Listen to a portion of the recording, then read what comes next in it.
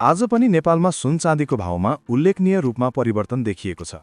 यदि तपाईँ पनि सुन-चाँदी खरिद बिक्री गर्ने सोचमा हुनुहुन्छ भने आजको यो भिडियो तपाईँको लागि एकदमै महत्त्वपूर्ण हुन सक्छ। त्यसैले भिडियोलाई स्किप नगरिकन ध्यान दिएर हेर्नुहोला है त। नमस्कार अनि स्वागत छ तपाईहरू सबैलाई हाम्रो यस नयाँ र विशेष भिडियोमा।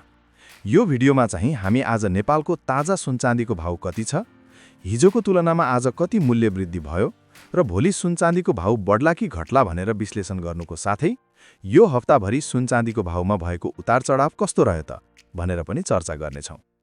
यदि तपाईँ पनि यो र यस्तै किसिमको भिडियो साथै बजारमा आएको सुन-चाँदीको नयाँ डिजाइनको गरगहनाहरूको वेट र प्राइस सहितको भिडियो हेर्न चाहनुहुन्छ भने हाम्रो युट्युब च्यानल सुन-चाँदी बजारलाई सब्स्क्राइब गर्न नबिर्सनुहोला।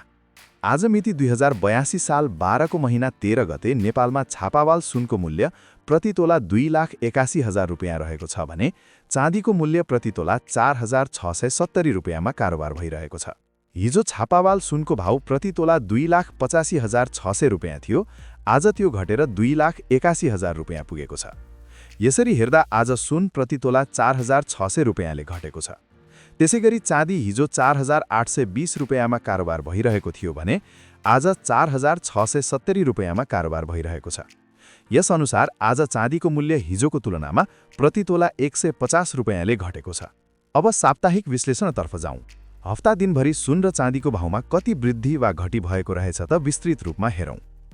पछिल्लो हप्ताको शुक्रबार 2,94,500 रुपियाँमा कारोबार भएको सुनको भाव आजसम्म आइपुग्दा 13,500 रुपियाँले घटेर 2,81,000 रुपियाँ पुगेको छ।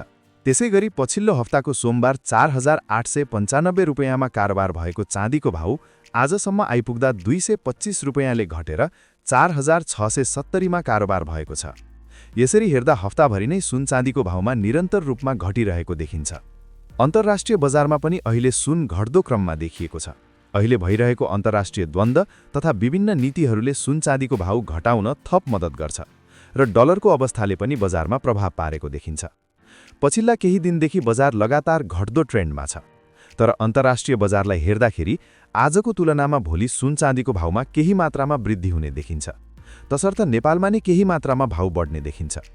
तर बजार अस्थिर भएकाले सुन चाँदीमा लगानी गर्ने बेला आफ्नो व्यक्तिगत सुझबुझको प्रयोग गरेर लगानी गर्नुहोला।